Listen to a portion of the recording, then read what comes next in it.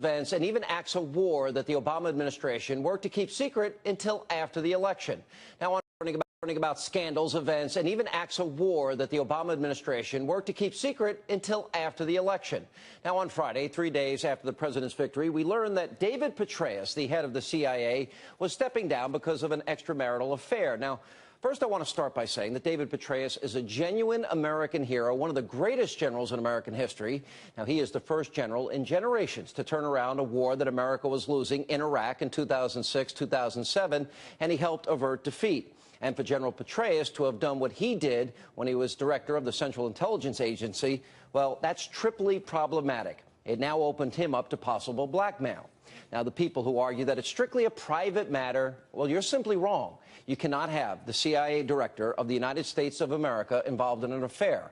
Now, there's no question in my mind that he needed to resign, and it's obvious that once the affair was revealed, there was not a question in Petraeus' mind that he needed to resign. But the story doesn't simply end there. Now, the White House claims that the president first received information about the affair on Thursday, but a source close to journalist Ron Kessler, who will join me in a few minutes, says that that's highly unlikely. And here's why. Way back on October the 10th, Kessler himself was informed about the Petraeus affair by a veteran agent of the FBI. Now, according to the agent, top administration officials have been briefed about the investigation, including the FBI director, Robert Mueller. Now, keep in mind that Mueller meets with the president in the Oval Office at least once a week. But we're supposed to believe that an affair involving the head of the CIA was never discussed?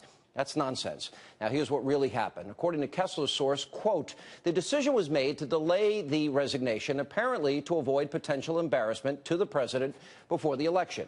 In short, the president or somebody close to him decided to put politics first, as the agent observed, quote, to leave Petraeus in such a sensitive position where he was vulnerable to potential blackmail for months, compromising our national security. That's inexcusable. Now, conveniently, Petraeus' decision to step down on Friday will also prevent him from appearing before congressional investigators later this week. But that's not the only thing that Americans were not told before they filled out their ballots last Tuesday. On Thursday, 2 days after the election, we were informed that Iran had recently attempted to shoot down a U.S. drone that had been flying in international airspace.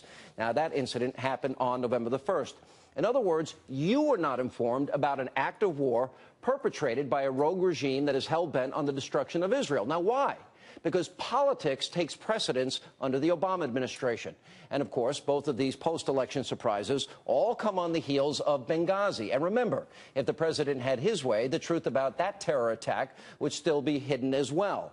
And we'd all still be blaming the death of 4 Americans on a YouTube movie trailer. Now, it's time to lift the veil of secrecy. And joining me now to do just that are investigative reporter, author Ronald Kessler, and here in studio, Utah Congressman Jason Chaffetz is with us. Guys, good to see you. Welcome back. Hey, thanks, John. Appreciate it. Good to see you. Good to see you. What do you make of all this? It's sad because this administration is withholding information from the American people, and they are engaged in a concerted effort to mislead the world and mislead the American people. To what extent do you think this is connected to Benghazi? Because, for example, why now? Well, Petraeus was supposed to testify this week. Yeah, it's so suspicious. It's not a coincidence to me. He is the one who probably knows most about what happened or didn't happen in Benghazi. And if this is looming over his head when he went to go brief the United States Senate, did that influence the way, the direction, and the story that he told? Because a lot of senators don't believe he was telling the truth then. This begs more questions than it answers. It does. All right, Ron Kessler, you knew October 10th that this had taken place? Yeah. Tell us. I was still working on getting more corroboration, but the agent who gave me this information said that the decision had been made, even though they knew way back in the spring that this affair was going on, to hold off until after the election. And that's exactly what happened. Who made that decision? Do we know yet? Well, it certainly went up to Bob Mueller. It went into the Justice Department, according to this agent. I'm quite sure that President Obama knew about it and gave the order. There's no other reason why they would have withheld this. You know, I was told by an FBI agent at a high level, if this had been uncovered involving a high-level FBI executive, he would have been out the door the same day. They wouldn't have left him in office. It's absurd.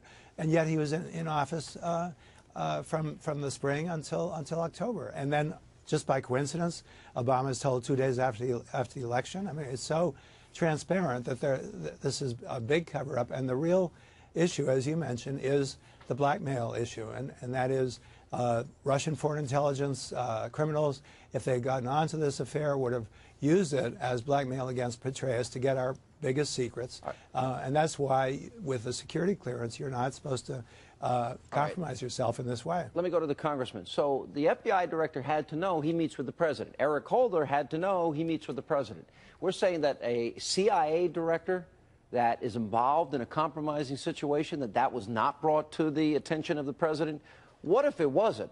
Is that not dereliction of duty? Is that not incompetence on their part? And if the president did know, what does it mean to you? Well, look, General Petraeus was not the head of Fish and Wildlife, for goodness sake. He's the director of the CIA. I mean, what he eats for breakfast is going to be showing up on intelligence reports. So, of course, he's immediately compromised, and you have to deal with that immediately. It better have gone to the president immediately, and it should have gone to the House and the Senate. And if it did, what does that mean? That it didn't? Like, even Dianne Feinstein was pretty outraged about this, a Democrat. I'm sure in the end she'll turn around and support Obama. All right, let's go to Paula Broadwell. She gave a speech in October and says some things that are pretty outrageous. Watch this. Now, I don't know if a lot of you have heard this, but the CIA annex had actually had taken a couple of Libyan militia members prisoner, and they think that the attack on the consulate was an effort to try to get these prisoners back. So that's still being vetted. The challenging thing for General Petraeus is that in his new position, he's not allowed to communicate with the press. So he's known all of this. They had correspondence with the CIA station chief in Libya. Within 24 hours, they kind of knew what was happening. They knew what was happening in 24 hours, which was in Libya. Not only that, she says that the CIA annex had taken Libyan militia members prisoner, which would be news, and that, in fact, that they did ask for support and help, which has never been confirmed by the administration. She's saying she's giving us the inside scoop, if you're to believe her. Where did she possibly get that from? Well, look, this whole investigation, the genesis of this investigation has to be something deeper than just one woman who was upset with another. And now you've got stuff that is potentially classified information being shared out there in the public. Where was the media reporting that on this before the election? That happened before the election as well. Well, and it's like Iran. Little do we know that they fired at one of our drones. I mean, Benghazi is obviously a big issue, which I think was an act of war in Iran. All right, let's go to Paula Broadwell's father. And I want to ask you, Ron Kessler, about this. He gave an interview, and he said the following. He said, quote, "This is about something else entirely. The truth will come out. There's a lot more here than meets the eye." What do you make of that? Well, you know, I think one thing that he may be referring to is this press blizzard against Paula Broadwell, claiming that she sent all these threatening emails to all kinds of people. And I happen to know that General Petraeus has been emailing members of the press with various stories, not for attribution, but you see it show up as a friend of Petraeus or a family friend. And a lot of this is very self-serving. Also, at the same time, when it comes to the press, you see these stories about the FBI investigation, why it took so long. Oh, my God, it took months to figure out that someone was emailing someone. This is something that's done in about a half an hour. Especially something this serious. I mean, we've got to be real. I'm running out of time. Congressman, last question. We don't know where the president was during this attack. We don't know why they denied the requested support before the attack, where the president was during the attack, why he flew out to Vegas the next day. We don't know why afterwards he couldn't acknowledge it was a terror attack. Why didn't he tell us about Iran? And if he knew about Petraeus, what if he lied to the American people, which I contend on Libya he did? What does that mean? It means that the president misled the American people and misled the world. You can't have it both ways. What are the consequences? Well, we have to hold him accountable. The State Department, the Department of Defense, the CIA, they all owe the American people the truth and justice. They know what happened. But even at their basic timelines they gave us, they don't even agree. They don't even match up. So we got a lot more investigation to do. We're in the middle of you think we're in the middle of a major cover-up? Oh, absolutely. There is no doubt in my mind that if you made a movie about this, people wouldn't even believe it. All right. Congressman, good to see you in New York. Thank you. Ron Kessler, thank you.